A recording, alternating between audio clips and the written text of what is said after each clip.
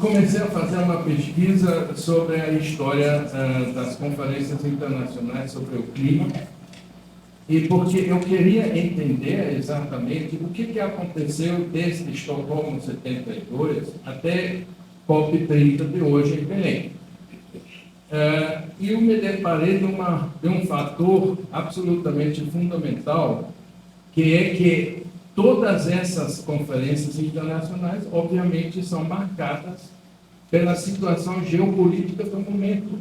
Não é uma coisa fluida que atravessa a história, senão, em cada momento, nós temos os resultados e os debates que foram travados nessas COPs e nessas conferências internacionais, todos eram relacionados com um momento histórico da correlação de forças geopolíticas no mundo. Isso não se deu, nada se deu por acaso e nada se deu simplesmente por defesa da natureza, ou defesa do meio ambiente, ou defesa daquilo. Senão sempre foram resultados dessa correlação de forças. Especialmente, eu me toquei em três pontos. Eu sempre queria entender por que, do início, por exemplo, na década de 70, quando, 72, eu estava na universidade, eu me lembro muito bem de Estocolmo, essa conferência não tinha na pauta o clima. Nada, nem se falava, nem se pronunciava a palavra clima nessa época. O que aconteceu nesse momento? Aí me dei conta que havia uma situação geopolítica muito específica no mundo. Por exemplo, na década de 70, houve algumas mudanças drásticas no sistema econômico mundial. O fim dos acordos de Bretton Woods, por exemplo, que marcaram o início da hegemonia do capital financeiro. Houve os primeiros focos do planeta surgiram e causaram um profundo, digamos assim, um choque, basicamente, para a humanidade de ver, de repente, o nosso próprio planeta do espaço. Essa finitude surgiu. Movimentos sociais muito intensos, porque eu estava na universidade nesse tempo, eu posso lhe dizer que quebrava o pau, como a gente podia dizer nessa época, e não só na Europa, senão no mundo inteiro. Então, houve outras, por exemplo, a Guerra do Vietnã foi uma coisa extremamente grave que marcou o mundo nessa época. As guerras de liberação colonial, isso foi estremeceu o mundo. E, finalmente, houve, obviamente, uma certa preocupação das classes dominantes nessa época, que, de repente, viram o planeta finito, o restante do planeta, Europa, África, Ásia, América Latina se levantando, de repente, e querendo um pedaço dessa energia, um pedaço desse desenvolvimento, queria a liberação, digamos assim, anticolonial, e eles ficaram preocupados. Então, Estocolmo não foi feito simplesmente por causa de uma reivindicação dos movimentos sociais, senão os movimentos sociais acompanharam uma preocupação das classes dominantes dessa época. Eles estavam preocupados com o quê? A explosão demográfica e a liberação dos países na África e na Ásia, e etc., e pensaram, olha, se nós temos um planeta finito, eu acho que nós temos que ficar preocupados que se todo mundo agora está querendo a mesma coisa que nós, como é que vai ficar? Então, na realidade, Estocolmo foi fundamentalmente um evento das grandes classes dominantes que enxergavam um certo perigo na situação global. O que era a pauta em Estocolmo? Basicamente era finitude dos recursos naturais, a poluição, tá? E entrou na realidade, nesses debates, quem hoje pode, por exemplo, pode verificar todos os debates que ocorreram na época, é muito interessante. Surgiu, basicamente, quase que uma explosão da participação dos países emergentes do colonialismo, que se manifestaram em Estocolmo de uma forma extremamente decididos. Era como se você destampa, por exemplo, um espírito que saiu da garrafa, e eu acho, citado através dos documentos, dá para entender que as classes dominantes ficaram até preocupadas do que aconteceu em Estocolmo. Vocês podem verificar os discursos, por exemplo, dos líderes emergentes da África e da Ásia, que eram extremamente enfáticos. Nós queremos a parte desses recursos do planeta para nosso desenvolvimento. Isso foi, portanto, a questão ambiental, a justiça ambiental, de uma certa forma, nasceu dessa efervescência de Estocolmo.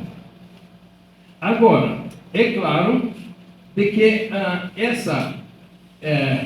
essa manifestação, digamos assim, esse espírito que saiu da garrafa, não poderia ter nenhuma resposta das grandes classes dominantes do planeta. Eles enxergavam no seguinte: nós abrimos aqui um espaço para o terceiro mundo, para o chamado Sul, né? Porque o conflito na época se chamava sempre entre Norte e Sul, ou se chamava entre países desenvolvidos, os subdesenvolvidos. Na época ainda se tinha a terminologia terceiro mundo, que já não existe mais. E então se manifestou entre Estocolmo e o Rio 92 um fenômeno algo interessante que eu só descobri recentemente. É que houve várias outras reuniões e conferências internacionais. Inclusive, na época, eu me lembro quando, depois de Estocolmo, todo mundo já estava, poucos anos depois, todo mundo já estava olhando para Rio 92, já estava se preparando, porque os movimentos sociais que acompanharam aquilo que aconteceu em Estocolmo e que se fortaleceram, inclusive, através dessa conferência de Estocolmo, eles se fortaleceram em criando partidos verdes e grandes movimentos que acolheram essa questão ambiental da justiça entre os países desenvolvidos e não desenvolvidos, etc. Eles acolheram isso e deu uma força muito grande no caminho para o Rio. Entretanto, eu me lembro, inclusive, que o governo austríaco, na época, ele participou, claro, na Rio 92, e eu fui, inclusive, invitado para fazer parte da manifestação do governo. O que eles vão dizer lá no Rio? Porque, nessa época, todo mundo estava focalizado exatamente nessa questão, como vai se dar o grande empate entre o Sul, que se levanta, e os Estados Unidos e a Europa, que está querendo defender suas posições e seu poder sobre os recursos naturais e energéticos, porque no fundo sempre se tratava disso. Então, eu vi que de repente apareceram, depois de Estocolmo, algumas conferências, 4, basicamente. A Conferência Mundial sobre o Clima, que pela primeira vez, já em 79, eles começaram a levar a questão do CO2 e do efeito estufa. E eles criaram o Programa Mundial do Clima, o WCP. Tá? Logo em seguida, uma conferência, inclusive na Áustria, que eu tinha completo desconhecimento dessa, numa pequena cidade na Áustria, onde a Organização Mundial Meteorológica começou a criar as primeiras... foi uma conferência basicamente sobre CO2 e discutiu de que maneira o CO2 podia influenciar o clima. e eles recomendaram, inclusive, dessa conferência, ações políticas urgentes.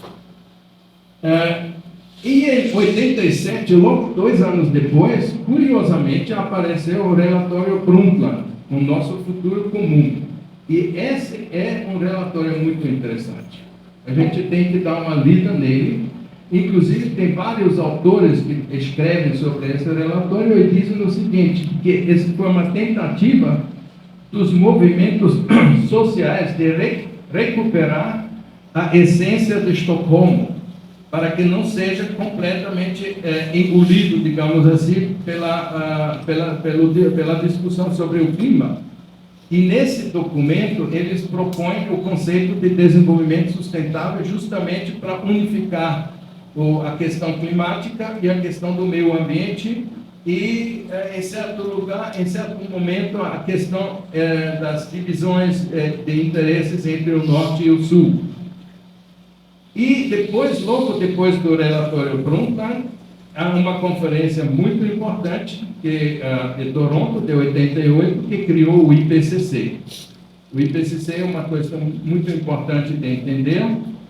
Não é uma instituição científica, senão é uma instituição dos governos que tem, inclusive, no seu fundamento, ele diz o seguinte, que nós estamos selecionando as pesquisas mundiais sobre a importância antropológica, quer dizer, a atividade humana relacionada ao clima, né?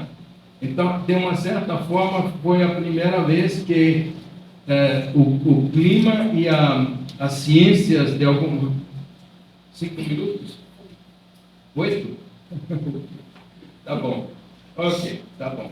Então, aí, inclusive, foi logo depois da criação do IPCC, só 1 ano depois chegou o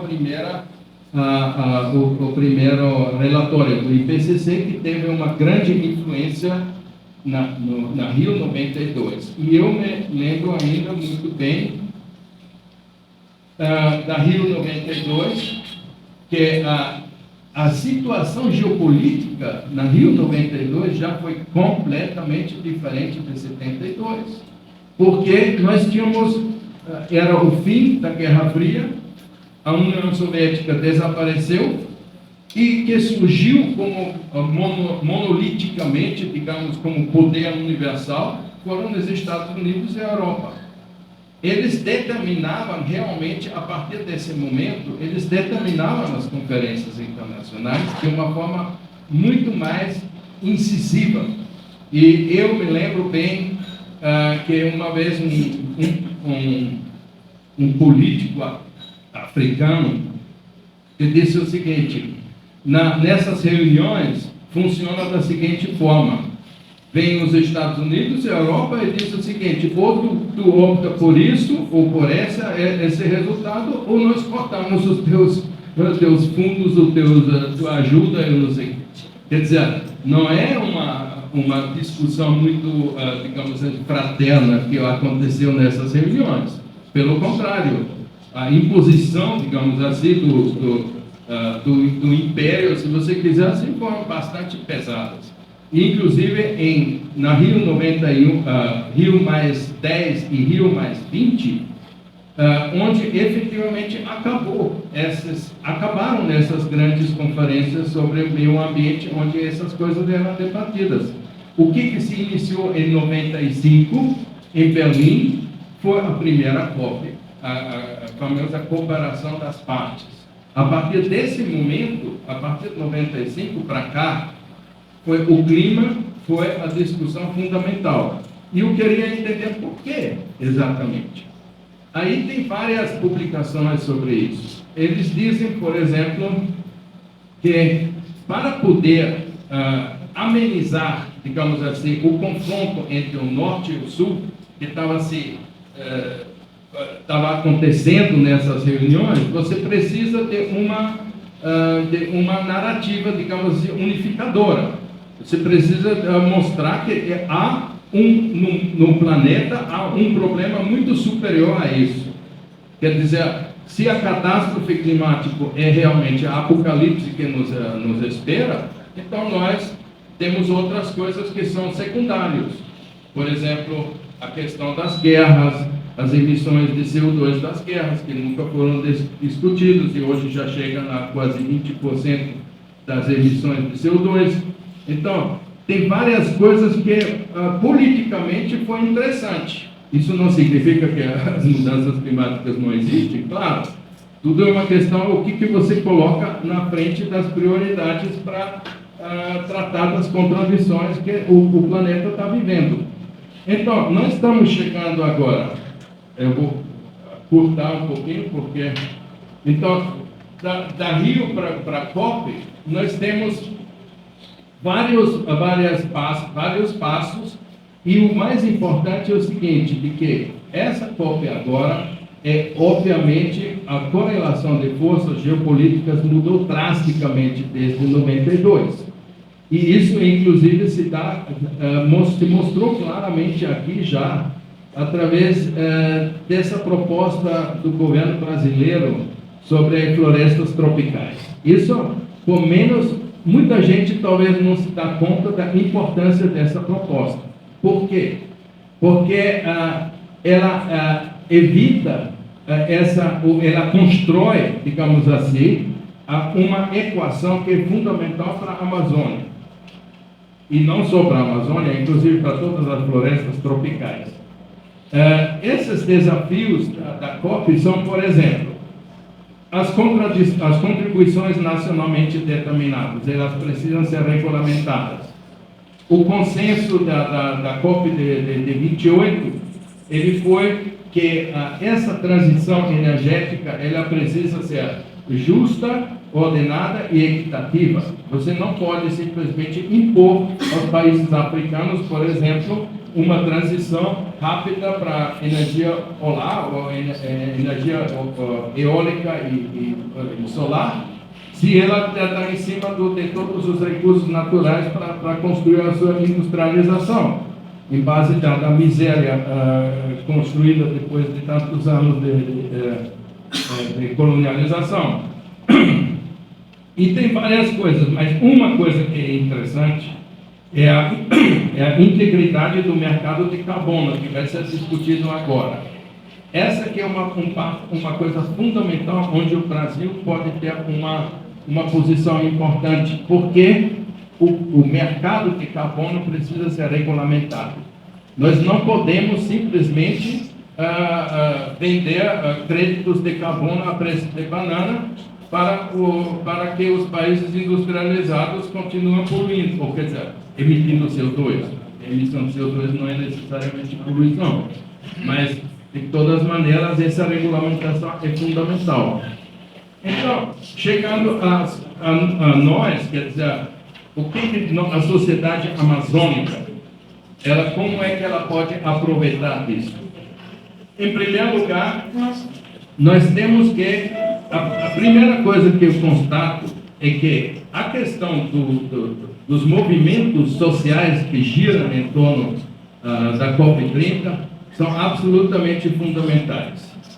Elas são fundamentais, mas elas têm problemas, porque é óbvio que esses movimentos sociais são diferenciados e não conseguem, por exemplo, têm muita dificuldade de emitir opiniões, digamos assim, mais coerentes entre si. Não há nenhuma estratégia clara desses movimentos sociais para se manifestar em torno da COP30. Mas isso não faz mal. Eu acho que esse holofote mundial que está em cima de Belém é fundamental, porque nós temos um tempinho, pelo menos, para demonstrar o que é a Amazônia de verdade e não aquela Amazônia imaginária do mundo supostamente desenvolvido. Então, eu sei de experiência própria que eles têm uma visão da Amazônia muito, digamos assim, muito infantil às vezes. Mas tudo bem. Então, e nós temos uma outra chance. Essa chance, eu acho que ela é exatamente embutida na proposta do Lula, é que nós temos que estabelecer uma equação entre mudança climática, a importância da floresta tropical quer dizer, as causas da destruição das florestas tropicais em relação a mudanças climáticas e, sobretudo, como nós podemos, enquanto na Amazônia, como podemos aproveitar da maior biodiversidade do planeta para que ela não seja destruída, de um lado, mostrar que a destruição justamente é uma questão quer dizer, acelera de alguma forma ou estimula o aquecimento global, em parte, e, sobretudo, como é que nós podemos aproveitar dessa biodiversidade de forma soberana. Por quê? Porque eu estou vendo de que depois de vários ciclos de exploração dos recursos da Amazônia, nós entramos agora no ciclo da exploração da biodiversidade. Mas será que nós não estamos caindo no mesmo perigo de todos os ciclos anteriores? Então, há uma necessidade que essa sociedade reclama, por exemplo, na minha opinião, de um plano nacional de desenvolvimento da Amazônia, mas e da biodiversidade. Um plano nacional com estratégias claramente definidas como nós podemos explorar essa biodiversidade de forma soberana.